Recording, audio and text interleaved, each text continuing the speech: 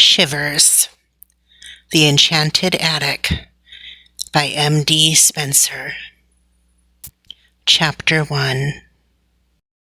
Nicole pulled the covers up to her nose. Only her eyes peeped out, big and round and frightened.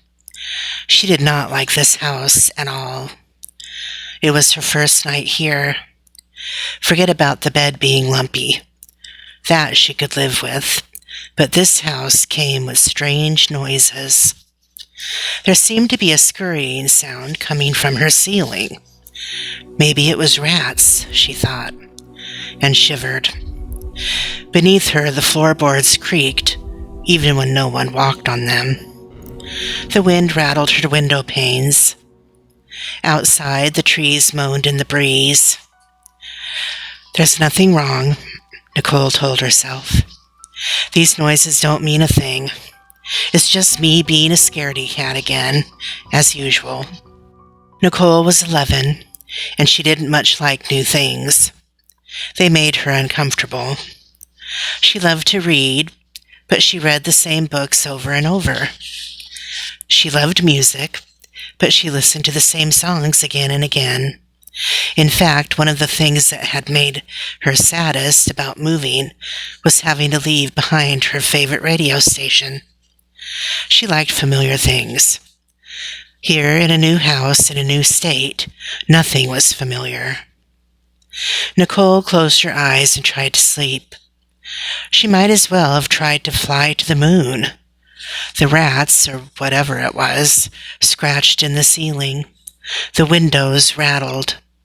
The trees moaned. She opened her eyes again. The moon was full.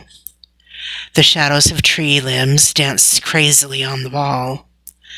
Nicole pulled the blankets even closer to her nose. It was her father's fault that she couldn't sleep, she thought to herself. He was the reason they'd had to move. They'd had a nice, familiar house in Virginia. It didn't scratch and creak. Or if it did have noises, she knew what they were, and they didn't bother her. But then her father had announced he was taking a job at a newspaper in Boston.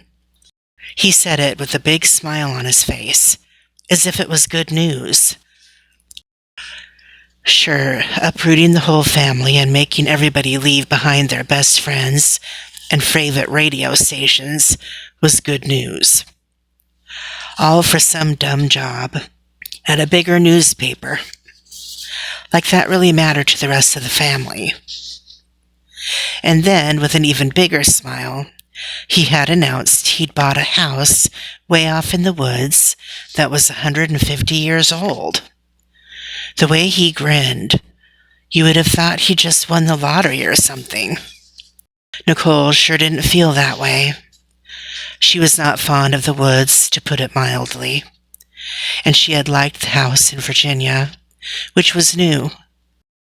It had nice white countertops, and a microwave, and wall-to-wall carpeting, and faucets that worked. When you turned on the faucets in this house, you got hot and cold running rust. She thought sadly of that morning, when the whole family, all four of them, had pulled into the new house. They had driven for what seemed like an hour and a half over a bumpy dirt road through a forest. There sure wasn't going to be a lot of neighbors, Nicole thought. Not a lot of other kids to play with either. Nicole realized she'd probably get stuck playing with her little sister, Casey, which was not an attractive prospect. Casey was okay, but she was pretty tricky for a 7-year-old. She liked to torment Nicole by pinching her, or refusing to leave her room, or grabbing one of her toys. Then, when Nicole yelled at her, Casey would cry. Their parents would barge in and yell at Nicole every time, even though Casey had started it. And Casey would slink off with a smirk on her face, thinking how clever she had been. It drove Nicole crazy. Her mother and father never understood. "You're older, so we expect more of you," her mother would say. Great. That was a lot of help. After jouncing along the dirt road forever, in and out of potholes, their father turned the car off onto an even smaller road. Actually, calling it a road was generous, Nicole thought. It was really 2 ruts in the dirt with grass growing in the middle. "Oh, Daddy, this is going to be neat," said Casey. That was just like her, thinking stupid stuff was neat and trying to kiss up to Dad. This wasn't going to be neat at all, Nicole thought. Not even a little bit. "Don't you think it's going to be neat?" Casey said to Nicole. "No," said Nicole. She crossed her arms, pouted, and stared out the window with her back to her little sister. "That's no way to approach a new experience," her father said from the front seat. "This is going to be fun." "Nicole," their mother said, "I am not going to have you pouting all over the house. Now shape up. You're old enough for us to expect more from you. Look at the way Casey is approaching it. Now get that look off your face." Casey had done it again. She'd made herself look good and gotten Nicole in trouble with her parents. Nicole snuck a peek over her shoulder at Casey. She was sitting there with that little smirk of triumph on her face. Nicole felt madder than ever. People always said Casey and Nicole looked alike, but Nicole didn't think so. They both had blonde hair, true, but Casey's was shorter and lighter. Nicole wore hers in a long, sandy blonde braid, and Nicole wore glasses, maybe because she read so much. And even if they did look alike, she thought, they sure were different inside. Their father turned the car into a little driveway. "Ta-da!" he said. The house loomed in a dark clearing, shadowed on all sides by tall trees. It had all kinds of spires and turrets. The roof went in about 18 different directions. Windows stuck out of it weirdly.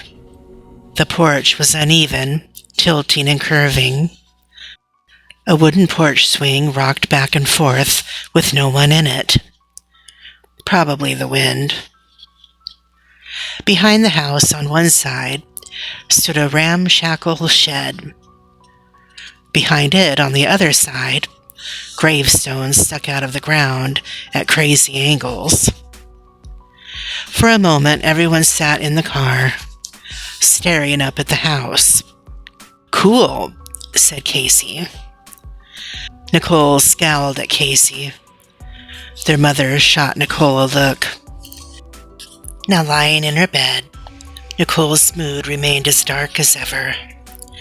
She was as mad as she could be, and more than that, she had to admit, she was scared. This house made so many different noises she couldn't tell them apart. They just blended into one big symphony of the weird. Nicole realized there was no way she was going to sleep, at least not alone. Until a couple of years ago, whenever she got scared, she had taken her blanket and pillow into her parents' room and slept on the floor. But she had given that up, and now that she was 11, she was determined not to start again, especially since she was so mad at them. Besides, they slept downstairs at the back of the house.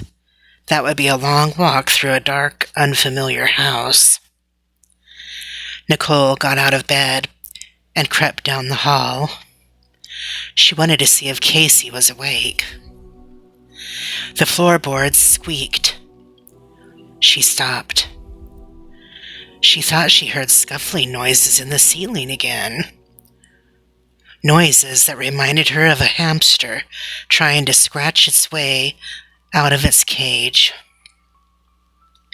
She took a deep breath, ignored the noises, and walked toward Casey's room. The door was open. Casey lay on her back, bathed in the moonlight. Her arms were splayed wide. Her head was tilted back at an odd angle. She was snoring a little 7-year-old snore. Fat lot of help she was, Nicole thought. She returned to her room, got into bed, and pulled the covers up over her head. She had to stop being a scaredy cat, she told herself. Her parents were right. She was old enough to expect more from herself. She closed her eyes, determined to will herself to sleep. With the covers over her head, she analyzed each noise. The one in the ceiling was the rats, or more probably mice, she decided. The rattling was the window panes in the breeze. The moaning noise was tree trunks swaying in the wind. And that creaking was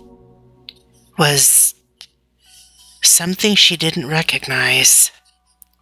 She listened more closely. Creak. Silence. Nicole held her breath. Creak. Silence. Creak. Silence. Creak. The noise was getting nearer. Each creak was a little louder than the one before. Nicole opened her eyes wide under the covers. Creak. Silence. Creak. Nearer and nearer. Creak. Nicole's heart leaped into her throat. For now she had no doubt that someone, or something, was actually in her room and coming closer every moment.